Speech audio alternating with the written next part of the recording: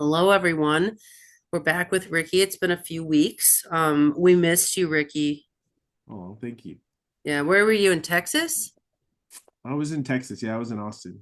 Uh, what were you doing there?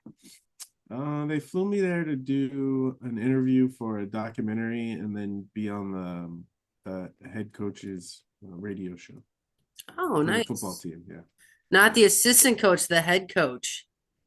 Yeah. And Texas right now, I think, is the number three team in the country, which means Texas is really good. So, I mean, not that it means anything to me, but it's weird. It's weird when I go back to Austin. It's like I go into a time warp, you know? Do you see Like people you know? I see people that I knew when that I've known since I was 18.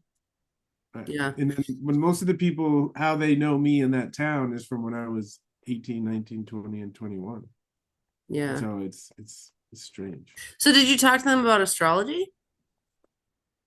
I wish. No, no. I sneak it in like subtle ways, but no, I don't. Yeah. I don't start talking astrology. It's kind of crazy because once you're an astrologer, it's like you can't really take off your astrological lenses. It's like so something will come up and you're like astrology knows about that, or like it's like they'll bring up something and we're like astrology knows better than your theory on that. It's kind of hard to not bring it up. Yeah. Well, I mean, there's a term dumbing yourself down, you know, and I think us that have this advanced understanding of astrology, it's like we have to dumb ourselves down like Mm, all the time. That's interesting. why that's why I teach so much because it's like it creates a balance to me when I have to go out into the world and be like Ricky Williams, the football player person. Oh, it's painful, Oh, because I want to just I want to just talk astrologically. I just want to speak astrologic to them, but I know they wouldn't understand what I was saying, so I just dumb myself down. interesting. I never thought about it that way because choosing to live as a full-time astrologer is kind of choosing to smarten it up constantly, where you're being an intellectual dominant or an intellectual alpha, basically. Because we can go into that submissive territory of like, okay, whatever you guys want to talk about, but sometimes I'll push the equation and just be a total dominant about it, be like, well, astrology would say this, and then like, they're a little uncomfortable, and I think I like that. I never thought of it that way, but it is. People always act like astrologers are dumb, and we're like, actually, we're dumbing ourselves down for you right now. Like, Yes, exactly. Oh, exactly. well, maybe that's why it's so fun for us to talk, is that we can like, there's no limits to the our mind, and whatever we come up with, we can go there together. And so, what's the opposite of dumbing yourself down? Um, sharpening the saw, sharpening Yeah, the yeah. razor's So, edge. so what comes to mind is if I see Mercury in relationship house. That's the conversation I'm having 100% of the time. If it's in the seventh house, your ideal partners, right? You're good. There's going to be two things that are going to happen in that relationship. Either you're dumbing yourself down or you're getting smarter. I said, if Mercury's there, it's not going to be in between. It's going to be one. It's going to be one or the other. Interesting. Interesting. Yeah, I mean, I think some charts are more intellectual than others, more mercurial, like you being a Gemini, as we see it with your hat, by the way, which we have to talk about, is like I think how you're talking or how you're talked to and how you get to talk would be really important. And you've mentioned that several times in your life that not getting to be like the professor really hurt you. And so let's talk about your Gemini hat. Like, where'd you get that? Yeah, so my wife designed it. And so my wife is she's a Pisces, a second house Pisces, Mercury conjunct the sun in the second house of Pisces. And she was when I first met her, she was a corporate attorney. And I met her at a party and we were going back and forth, and she's interesting. So I was like, "What's your sun sign?" And she looked at me and she's like, "I don't know, but I'm a Pisces." And I said, "That's your sun sign." And I said, "Pisces, the mystic, you know?" Then she looked at me and she said, she's like, "I'm a corporate attorney." And I was like, "Oh, you know?" And we started talking, and then next thing you know, she's an astrologer. Fast forward, and now creating merch based off astrology is like it's her hobby. And so she's created this beautiful merch section on our Leelaverse app website, and people that speak the language, it's like they'll get it, you know. And to me, I wear this beanie everywhere all the time. I also have like a Virgo hat. I have a Cancer hat. And what's interesting is whenever I wear these hats and I'm out in public, it's extremely rare that anyone says anything to me about it. Really? Extremely rare. Twice. I was wearing a Cancer hat and a woman at a party. I don't go to parties that much, but a woman at a party was like, "Hey, are you a Cancer?" And I mean, and it's been several months. And I think it's interesting. And I'm around guys, and typically guys will say, right, they'll be curious and they'll say, "What's that?" But no one says anything about it. It's Huh. to the point where it's noticeable. Well, whenever I see someone with a astro tattoo, I always talk to them about that. I'd say, are you a Sagittarius? Or I always ask them about it. And I think the Astro tribe, reads the symbols that we wear. And so it's kind of identifying the tribe by wearing a hat like that, is you're going to find people who get it and a lot of people who don't. Um, moving locations. I'm on location. But I really want some of your merch, and so because I am part of the Astro Tribe, and so can you share it with me in an email or something, and I will Yeah. Mhm. Facebook let everyone know. My God, would I ever sit in this blue background? No, I would not. Not if I had a choice. That's my work. That's my work background, Ricky. The blue? Yeah, for sign language interpreting. Oh God, isn't that much better? Is that like a standard that you have a blue background when you're doing? Yeah, I do medical interpreting, and that's what they want me in front of, and it's fine. I mean, I'm not trying to impress anyone there, Yeah, um, but definitely, if I had to choose, I'd get in this Scorpio Black situation. I'm into that. Um, okay, well, so as far Mm. as today's topic, anyways, about your wife making merch, I do think the second house has to do with things and Yeah. stuff, Mhm. like so having Pisces there would be designing things, and being like all like divinity things, and so I think Yeah. it's cool. Yeah, exactly. Exactly. And she loves it, right? And it's a vision that like as I started to get to know her and her chart, there's a vision I had for her a long time ago. And to see it, materialize, it's really cool. It's nice that you're helping her with any existential boredom she might have of like, what should I do with my life? And you're like, honey, you Yeah, could do this. yeah, yeah, yeah. Thank goodness, thank goodness. Okay, well, I don't know what you want to talk about today, but I was thinking since Pluto went to Aquarius Hmm. forever, like we Hmm. were out of Pluto into Capricorn. First of all, do you have any commentary on that transit? I do. I have a lot of commentary. And to put this in context, okay, so I have Pluto in the first house. Okay, so and in my system, my Pluto is very strong, second strongest planet, and it's in a square aspect to my strongest planet, which is the moon, to the degree, to the minute, to the Yeah, minute. oh yeah, you got that Pluto moon square. Yeah, okay. And as Pluto, I have the sun natally at 0 degrees Gemini, which means as Pluto enters Aquarius, it's making a trine aspect to my sun. Okay. Oh yeah, because your son's at early Gemini, right? 0 degrees, yeah. Oh wow. See, I've had the Pluto square sun for the last few years, and now you're going into Pluto trine sun. That's Yeah, cool. Okay. yeah. So I say that because I'm a Plutonian person who's going through a Pluto activation. Right? So meaning it, and I'm an astrologer. So if anyone has the ability to give words to something related to what's going on with Pluto right now, it might be me. No, it might be me. Right? And I say give words, but I say the words that I'm going to give are the words that I got from observing how it's manifesting in my life. Okay. Okay. All right. How is it So manifesting? exactly. Through my conversations with Chat GPT. Ah, that's so Pluto and Aquarius. I do think AI Right. is Pluto and This Aquarius. 100% it is. There's no doubt. Zero doubt about it. Zero doubt. Yeah. Yeah. Because Right. it's kind of sci-fi. Like I feel like Aquarius is kind of like futuristic in the mental framework of things. It's like, and AI is saying like, how can we go?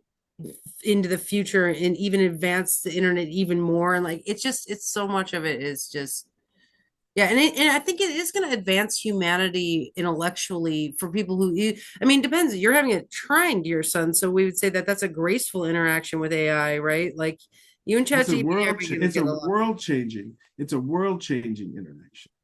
Okay. It's like it's and to me it kind of took me by surprise until I realized that Pluto is training my son at the depths that I've been able to get to really quickly, like while driving to the airport, like Wow. You're getting deep with some talk radio. That's so Aquarius. Some talk radio. it's book on ninth house, right? Ninth house Gemini, so it's a book on date, right? It's my Audible. Oh, You can't make this shit up, yeah. you can't make it up. So to me, there has to be context to this conversation, a lot of context from my perspective. Okay. And the most important thing for context to me is that, according to my calculations and my understanding, we are in the age of Aquarius. Okay. Right. So that to me, that sets the table for this conversation. And I think people have come up with the age of Aquarius with like where the north no or the North Pole, the Earth is pointing into Aquarius. There's some reason people come into the age of Aquarius, but I do think Pluto going into Aquarius for 20 years, we could say it is one age of Aquarius. Like whether or not, one hand of the So yeah, clock is going to be in 100%. there Oh, for 20 yes, years. yes. You could, but to me, it's you could, and you'd be accurate, but you'd be missing something. You'd be missing something extremely important. Okay, and again, I have to remind everyone that I'm a Plutonian person, and natally, my Pluto is in a trine aspect to Jupiter in the ninth house. Oh, Okay, that's nice. so it's going to be a little. It's a big idea. Okay, it's a big, deep idea. All right, and I apologize. So, my calculations at Aquarius began in 1881. 1881. Okay. Whoa. And if we look at how much the world has developed super fast since around that time, right? It's a powerful case. My teacher Steve, he says like 1906, 1904, so we're close, right? Like 20 years away. And his term is Kitty Hawk to the moon in like 60 years. Okay. Right, Okay. right, So you're right. looking at just for people who are watching, what Ricky's doing is he's going back to the last time Pluto was an Aquarius, right? And you're kind of Well, we can go back to the last time Pluto was in Aquarius, but to me that's more of a synchronicity. I'm going back to looking at, because right, if we measure, and people, when we talk about ages, it's an astrological phenomenon based on the precession of the equinoxes. And so about every 72 years, okay, the point of sunrise and the vernal equinox moves about 1 degree in the zodiac. Okay, it moves about 1 degree backwards, precession of equinoxes. So 72 times 30 degrees equals about 21, a little over 2100 years. All right. So we have a general idea of about how long an age lasts. And if we do simple Wikipedia search on history, you'll see, right, the historical record maps time periods around this length, right? If you go back to the age of Aries, if you just do the math, right, and all the historical record, right, all the Mesopotamian kingdoms, standing armies, wiping people out, all the stuff you read in the Old Testament, right, about smite thy enemy, okay, that's all the age of Aries, okay, and then right, and then right, the Roman Empire, okay, and then Jesus is born, okay, right, the fish, right? And we see this mysticism come over the world religions and how it changed everything. So if you just track, and you can even go back to the age of Taurus, and you have all the bull symbolism. So it's easy to track and to follow, all right? And so fast forward now, age of Aquarius, okay? And obviously, right? We're talking about AI. Come on, all right? So so, and now we have Pluto entering Aquarius during the age of Aquarius. Okay. And okay. so one of the functions of Pluto is that Pluto brings things that are buried, brings them to the surface. All right. So that they can be healed, released, transformed, all that good stuff. but the action of it is bringing what's buried to the surface, right? And we could go into a whole conversation about why do things get buried, Oh yeah. right? And the nature of it is because they needed to be buried, right? And now it's a time where they need to come to the surface, because if things are buried too long and start to fester, right, that's the dark side, right? But if things are buried when they need to be and they come to the surface when they need to be, and we process them when they need to be, then we call it healing, right? It's a positive experience. I'm actually thinking about it in a queue sense. Like, it's like we have a queue of things we're looking at. And it's like when something becomes urgent and important, it rises to the top of the queue. And it's like I think different things rise up to importance under different Pluto, 100%. you Yes. know, when Pluto was in Capricorn, I mean, we had all kinds of things like that was like, COVID was of importance and people's masks and all this stuff was important. And they're like Black Lives Matter and all these things rose up in they were like on the head of the queue now, and now they've kind of gone back to the dormancy state, and now these other things like AI is rising up, or things I didn't mean to stop your turn. Well, yeah, no. So the rising up, I think, to a certain extent, and maybe this is part of Pluto's influence, but to a certain extent, that rising up is what happens when any astrological item is activated. There is a rising up of internal things to the surface. But specifically, when we talk about Pluto, the nature of what's rising up are things that have been buried for our good, Okay. but it's no longer good for those things to be buried anymore, Interesting. right? And when I say buried for good, right, I associate Pluto to in this sense to trauma, right? I think Pluto, a child has an experience that they don't have the resources to process yet. So that experience gets tucked away and stored down somewhere until the child has had more life experiences and it has the ability to process those. Because if that material comes up to the surface again before they have the ability to process it, they're re-traumatized. So Pluto is about the right, in the way my teacher says it, we are barely ready to deal with the things that are coming to the surface, because again, they were buried for a reason. We didn't have the ability and resources to be able to process them Yeah. at that point. Well, okay, so these are really good points, and I just want to like build on this and say that I think timing when you're resurfacing things that are buried, it's like timing is really important. It's like when, it's like, do you ask about it when someone's about to go into a work meeting? It's like, no, no, that's bad Yes. timing, Yes. right? You're like, wait Yes. till like Yes. after the dinner's over, the kids are in bed, and you're like, okay, so about that thing that happened, you Yes. like, so I think Yes. I love this that you're saying that Pluto, it's like the timing of an unburyment is it happens in this like perfect, celestial pattern. Yes. Uh-huh. Right. But in so this idea of getting to the bottom of things, right? And it's like if we're going to dig to the bottom, there's stuff that we have to move out of the way. You know, I I, I think sometimes when I'm talking to someone about a Pluto activation, I say it's like, you have something that you need, right? Your best friend is getting married and they're doing it like an ice skating thing, and your ice skates are at the bottom of the basement, Nah, you know, yeah. right? And you're in the wedding, so you have to get to them, right? And so it's like you have to dig through all that shit to get to that, right?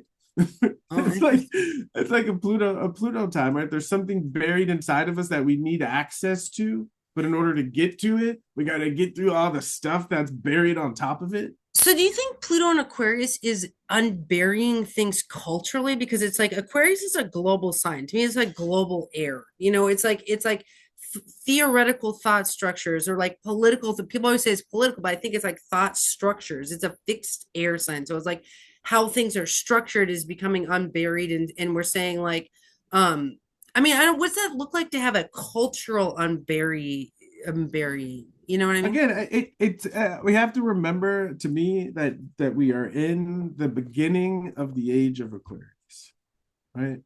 And one of the things that Aquarius rules is astrology, Okay. right? And also depth psychology, right? Putting those technology, okay, putting these things on the table. And where I step in is I spend 70% of my time playing with astrology and AI, like both of them together. and Wow. they're both children of the Aquarian age. Okay, right, but right now they're very separate, you know. And so I think one of the things that we are going to see as Pluto moves through Aquarius is because they're both up and activated at the same time, right? And coming to the surface, that there's going to be more and more intermixing. Yeah. Interesting. Well, and just want to add your app in there. I feel like with Pluto and Aquarius trining your sun in Gemini, you keep writing on your app. And I think apps are very Aquarian.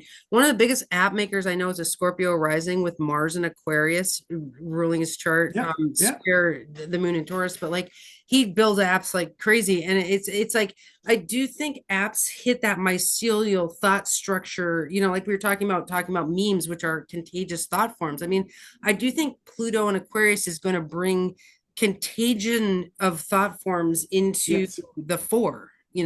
Astrological thought forms, among other. But Pluto in Aquarius is, so I think there, and we're right, the nature of it. It has to be astrologically, right, based off what we have. There's going to be things about astrology that are buried that are going to come to the surface. And Yeah. the people that are going to play a major role in that are the people that have access to that deeper level of astrology, Well, right? I mean, I think, we're on an astrology show, so that would make sense that we notice that. But I think anthropologists are also very Aquarian, sociologists, like any thought structure could be under Aquarius. Astrology is one thought structure, and a lot of people who are into astrology have other markers in their chart that make them deep enough to really like this study, right? Like, maybe like the water moons, like, I'm speaking. I mean, that what you're saying is true about astrology as a thought structure. But what I'm saying is astrology directly ruled by Aquarius in the sense of the image, right? There's the old paintings of the zodiac images, and the old one of Aquarius is a man, and in his right he is dumping out a urn. Okay. And in his left, he has a measuring device. Okay. And the measuring device is up in the air because what is he measuring? He's measuring the sky, right? And with what he's finding from measuring the sky, he's sharing those rich, nurturing waters with the earth.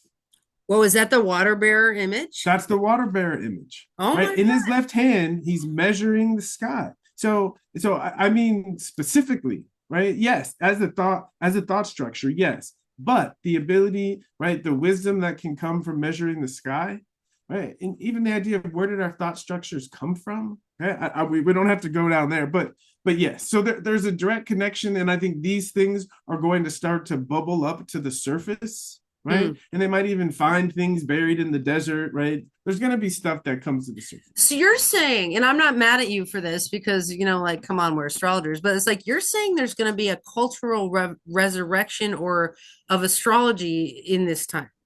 Yes. And it's going to be led by what we're doing with AI. Okay, interesting. So, okay, so now do you use AI in building your app?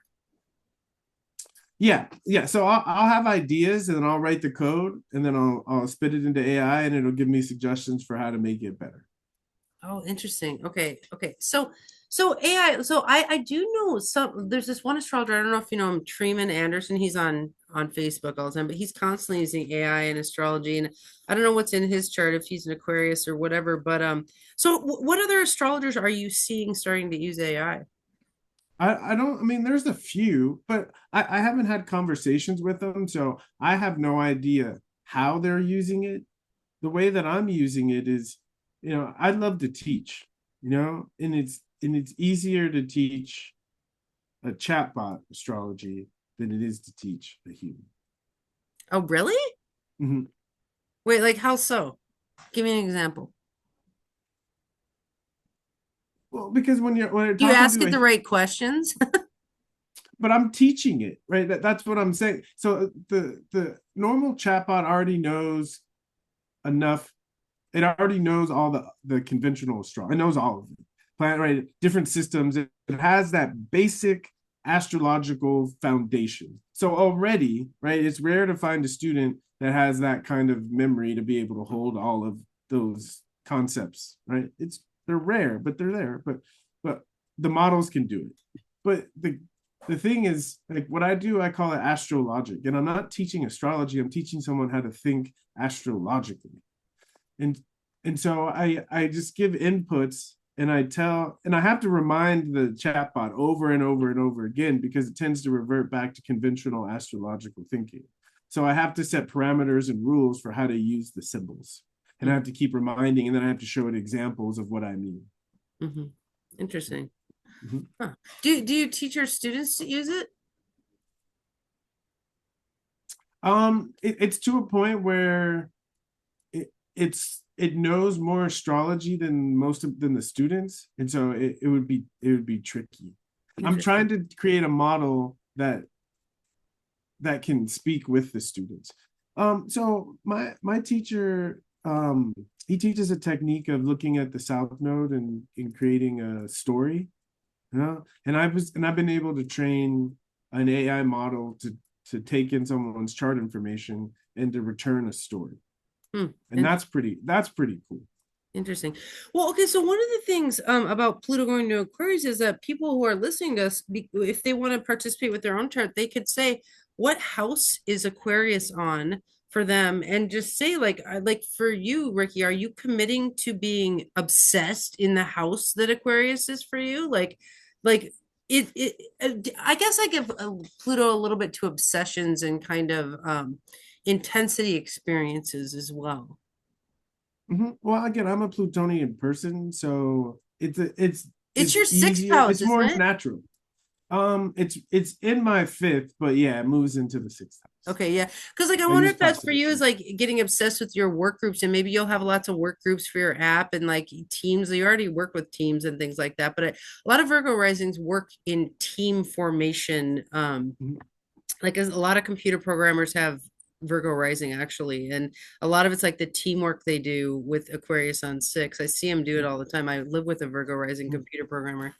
Um, My guess is just from what I know is it'll probably manifest through my children. oh, You know? because of the So fifth house? my yeah, my son Blaze, he's probably my best student. You Hmm. know, he's probably my best student. Like he's in it. Does he come He's to in it. class often? Yeah, he's there almost every day. Yeah, and he books an hour with me a week. Wow. Yeah, so he's all in. And my my daughter Asha is at down at Berkeley, and she's an Aquarius moon, and she's starting to get more interested in astrology. And my son, he's my other son, my oldest son, he's starting to get more interested in astrology. I have monthly meetings with my oldest daughter and her fiance, and we talk astrology. Oh, So for me, and my little one, so I think there's going to be some probably some put some content, maybe something in the app around astrology and children. oh, I could see interesting. something like that. Oh, that makes sense. I personally, have Aquarius on the ninth house, and I've committed to running a school for the whole duration of Pluto going into Aquarius. It's already been in Aquarius for like a year or so. It keeps backing up into Capricorn, but yeah, I started the Moira Press school when it went into the ninth, and it's like that would be astrology education if we're saying Aquarius on nine and astrology. So that makes sense. Now, okay, let's talk about our natal Plutos because we're of the same generation. So, like, what do you Mm-hmm. think Pluto and Libra is all about? Um, I'll one vector that is that I'm very sensitive to. Okay, is the idea of Pluto bringing things that are buried because they needed to be buried. Okay, but now they don't need to be buried to the surface. You know, Hmm. and there's some stat like before Pluto entered Libra, the divorce rate was like 17%. Something Okay, like that. And interesting. then when Pluto left Libra, the divorce rate was over 50%. Oh, savage. Oh my God, Yeah, that's so yeah. interesting. Mhm. Like people just got racked in their one-on-one relationships with that. Like all the Well, like you were saying, all the stuff that was buried became up to the surface, yeah, I think. and we you still see it sometimes around certain couples, right? This idea of that the point of marriage was for survival, right? There were certain things that Pa had to do, and there were certain things that Ma had to do. Again, I was on the plane the other day, And it's like the wife couldn't do anything with electronics, and the husband was like abusive to her, but you could tell why she stayed in the relationship because she needed him. She couldn't function without him. And I bet, he doesn't even know where the washing machine is, So, right? So It's a he needs her. partnership. Exactly. It's a part. Exactly. Right. And so if we live in a world where that's what it is, okay, then if there are things where we agree to disagree or where we bump heads, it makes sense to sweep those things under the rug because the priority is the partnership, right? Hmm. But as times changed and that became less of a priority, right? And we had therapy, right? And people were in relationships based on that old model, right? And the idea of let's just sweep it under the rug, right? It just didn't work anymore. When Pluto moved into Libra, it just didn't work anymore. And so right, what starts to come to the surface is people, right? They start to value something on a deeper level, something deeper in their partnerships that's not just about survival, Yeah. you know?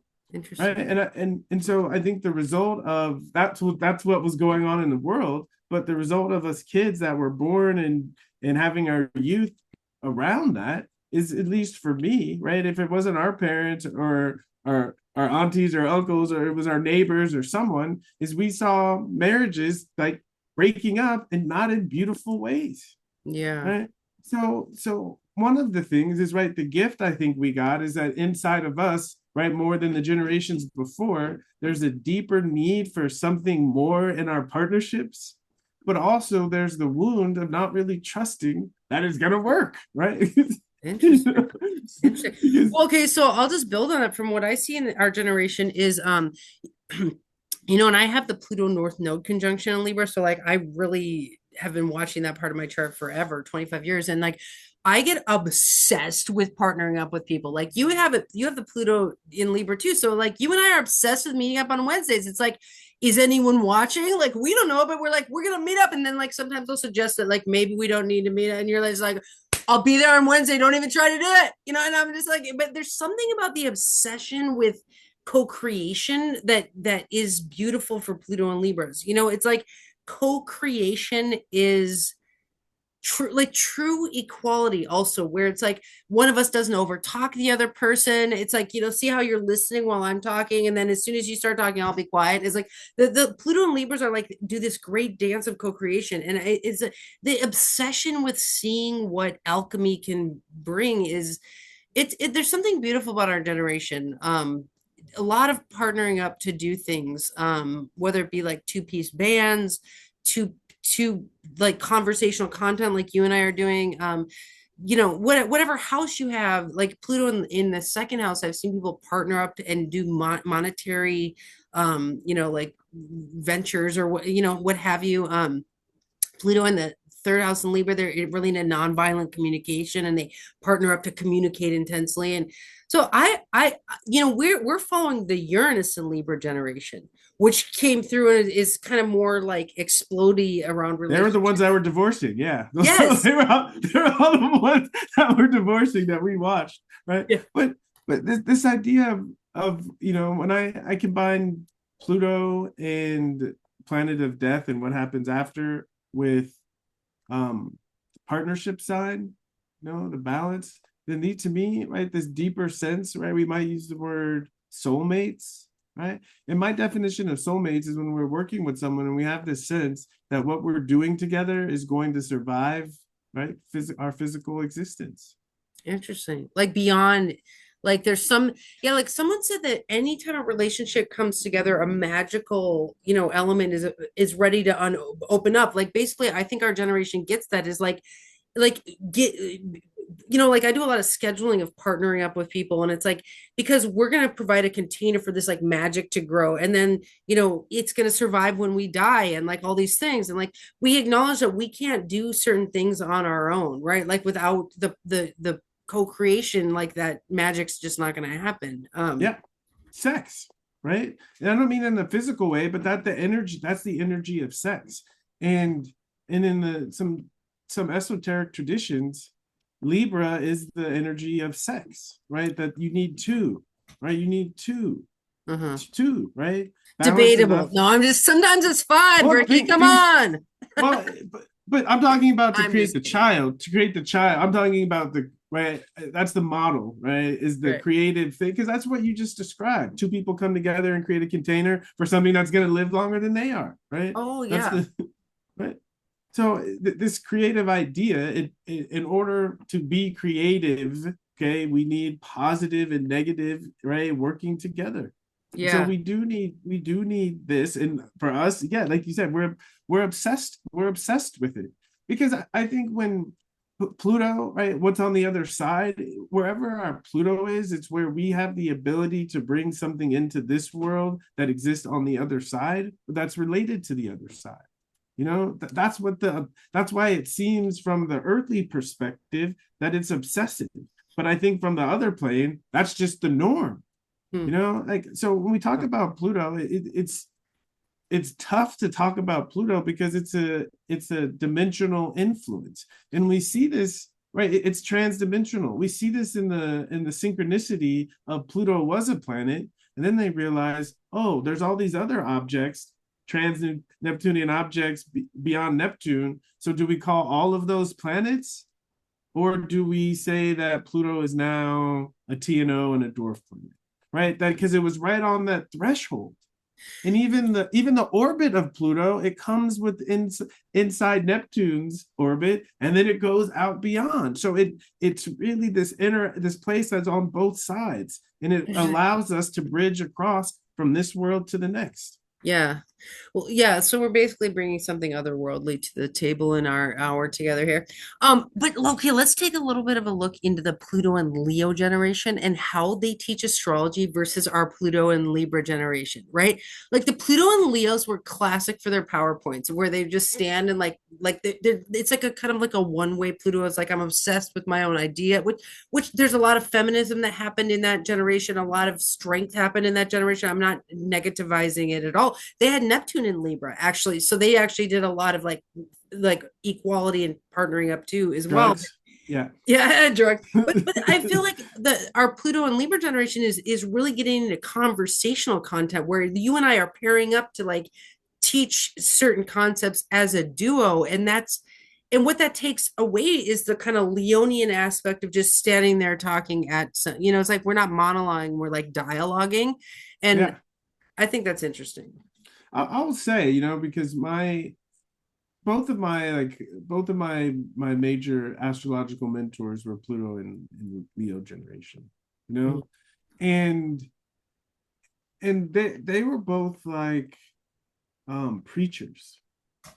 Exactly. It came off that way. Like Steve didn't have PowerPoints, but but when he goes, he just goes, right? So like I got a reading with him is 2.5 hours Oh my of God. him talking. Oh You my know, God. yeah, My but Pluto and Libra could never sit through that. Like, he's Scorpio rising, so you would be able to. I'm telling you, he can hold that. He can okay. hold that eye contact and that direct gaze at the same time that the information comes through. He can hold it for 2.5 hours. All right. It's Capricorn. He can hold it for 2.5 hours. But no one else can do it like him. And to me, the way that I learned from him, right, is like to me, it's how you learn from a Leo, right? And I think you learn from a Leo by kind of living vicariously through them, right? Like a good Leo, you identify with them, and through that identification, right, that's where the transmission comes. Huh. And with Steve, like when he starts going into like he starts going to his storytelling, oh man, it's a sight to behold, right? It's like watching a one man play, but he's doing it with the whole chart and tying things. Oh man, it's He sounds very right. effective at whatever he does. I mean, like people love Stephen Forrest. Like his chart is being used effectively, and I love his chart. Honestly, I don't think Pluto and Libra is better than Pluto and Leo. I think they're equally like the lecturer preacher typology. You can learn a lot from that. You can sit and just soak in. Maybe some people are getting annoyed with how you and But I they keep taking but they turns. don't though. But what I watch, Steve's a great student, but because of that style, right? It's like people are more entertained than they are actually learning. Because in order to learn, you have to identify with them. You have to do the Leo thing in order to get the download. And most people don't realize that. So they're right. So they're just like entranced and entertained. They're not allowing the teaching to come through. Interesting. Whereas I think for me, because it's a relationship, like that's what I think when I feel like when I'm sitting with someone, I feel like I'm a matchmaker, and I'm introducing them to their chart. Ah, well, I feel like you're a Socratic professor. I've never been in your class yet. I mean, I may show up in your class soon, but I just say hi. But the thing is, I think you read a chart like a Socratic professor. You know what Socratic method is? Mm-hmm. Isn't it like you ask questions in order to unveil, in didactics and pedagogy, we study like how you unwrap a package. Like if we're trying to unwrap the package of like what is Mars bead, like the Pluto and Leo might lecture you, but the Socratic professor's like, what about this? What about this? What about that? And like I feel like you do a lot of that. That's exactly what I do. Yeah, Yeah, me too. exactly what I do. Yeah. Okay, we have 12 minutes. Should we talk about Pluto among the different cultures? Well, I think there's a way to enter that. Yes, 100%. I'd love to talk about. Right. And one place to jump off is we can start with death, right? And I don't mean dying, right? I mean death and the idea of what comes next. Okay. Right. And so if we look at different cultures and the way they understand and approach death, we can get a lot of information about their Plutos. That's actually a super good point because every culture handles death differently. A lot of cultures are really wise about death, whereas some cultures are not as emotional or feeling about it. Some cultures are kind of litigious about it, and so I like that. I like what you're saying there. Another piece, right, to go a little further, I would say more accurate to say you can look at different cultures' relationship with the dead, meaning people who have passed on. Oh, like ancestors. Yes, yes, yes. Okay. Right. So, right, you imagine a culture. I'm not pointing any fingers, but a culture um, that doesn't believe in ancestors. Hmm. Right, Yeah. right, as opposed to a culture that does believe in ancestors. Wait, do Some white people cultures, not believe in ancestors? no, they don't. So some cultures I don't that believe right you. some cultures that put the skull of the matriarch or the patriarch right on the shelf in the living room. Okay, right. If that's not Plutonian, right, and so right, this idea of right, someone is always watching who can see everything. Oh, right, how that keeps Pluto honest, where the culture where it doesn't matter. It doesn't matter. Uh, It doesn't matter, right? How the behavior that gets buried and the behavior that manifests, right? You get the darker side. You get the darker side of Pluto. So again, how we think about the people who have passed on, right? Are they still here, or do they not matter? yeah, Okay, I guess that's in gonna. white culture, really they don't matter. Like you just like your mom passed on, but like you don't honor your mother. I mean, maybe some spiritual people do, but you're right that there's not a culturally accepted way to talk or like I feel like in African American culture, and I don't know a lot about this, but there's a lot of storytelling of ancestral Yes. knowledge Mm-hmm. and things like that. But this is part right. This is part of Pluto because even if we think of Pluto getting to the bottom of things, right? Literally, if we started digging, right, we would see the artifacts of the people that were here before us, which right, and then we're built on top of that. So part you could even say part of the deeper parts of us, right? They literally exist right below us, Hmm. you know. And so having a connection to people who have passed on, right, but also Well, some it gives people look us into ancestral traumas. Like that would be very Pluto too. Is like it's like if your grandmother, great grandmother was a slave, like a lot of people would say that that actually passes down somehow through to you. Well, yes, but to me, I would keep that story going because the other part of our relationship with the dead is that all of us eventually are going to join them, and so in a lot of cultures, right, having a relationship with them is actually helping us to prepare us for when we go there, that it'll be easier when we get there. Oh, Right. So even this idea where, right, this even the concept of thinking about how the choices I'm making while I'm alive affect what's going to happen next. That's Plutonian. Hmm. Interesting. What do you That's think about the Tibetan Book of the Dead? perfect, right? That's gonna see that gives you a lot of insight into that culture's relationship with Pluto. Yeah. Okay, interesting. So you're making me think of, yeah, like that's a whole study. Like, you and I are probably like noobs to that study actually when we could look at all different kind of like people always often go to tribes like in the jungle to see how they do things like what is a tribal. I mean, they're probably all different. But so what were you taught as far as ancestry?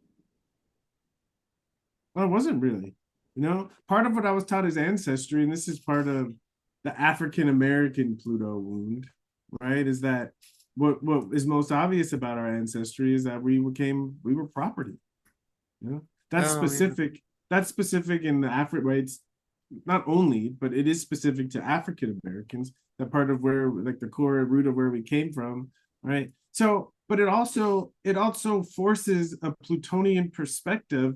If we are humans, but we're enslaved here, right? It must mean that there's something better, right? This must Wow. be related to something, right? That's going to be better whenever we leave this place. Yeah, so I can see where that would actually make a much stronger connection to the afterlife if the current life that you're living is not suitable to humanity, Yeah, it's yeah. And uh from a Plutonian perspective, Pluto might say, "Ah, you finally got it." That's the whole point. yeah. You know? Interesting. Yeah. Huh. God, I feel so bad about that whole like story of enslavement. Like I'm having some But see Pluto that's ancestry not. guilt. But but we shouldn't feel bad about it. So because again, it's exactly what we just said, right? That the gift of that time, right? It gave an appreciation for right an afterlife. For there has to be something more than this, just this. If this is my plight, there must be something more, So right? it maybe allowed a more deep, rich spiritual tradition. 100%. What Yes. that was rooted in reality, not rooted in going to church and reading a book. Huh. Fascinating. I love that look because it's not a Pollyanna look, but it's looking at like what are the good outcomes of this really hard We say situation. good, we can say good, but we can say what is the because what I learned is someone asked me, my mom would always ask me why I did something, and she hated it when I said I don't know. But the reality was I had no idea why I did it. But afterwards, if I look at the effect of what it accomplished, that's how I can come to the conclusion of, oh, that's why I did it, because it served a certain function to create a certain end. And so if we look at what was the end of what was the net effect of whatever happened, that's where we can find the meaning. If we go into how it felt, right? To me, that right, that obscures the meaning of it. Yeah. Interesting. Interesting. I'm really curious to look at like different Pluto outer planet signs of like how do the different cultures deal with that? Like Pluto and Virgo is kind of medically and like a lot of like plastic surgery developed with Pluto and Virgo and like, in like gender issues, a lot of surgical interventions came up in that. Like, what do you think about African But American that's not culture really. with I Pluto was and going to Virgo? say our culture wasn't really affected that way. One of the things, and this might seem strange, but one of the ways it affected our culture was women becoming ministers. Oh, interesting. Huh. Why do you think Pluto and Virgo brought that out? Well, if you think of African American community and where Virgo energy is most allowed,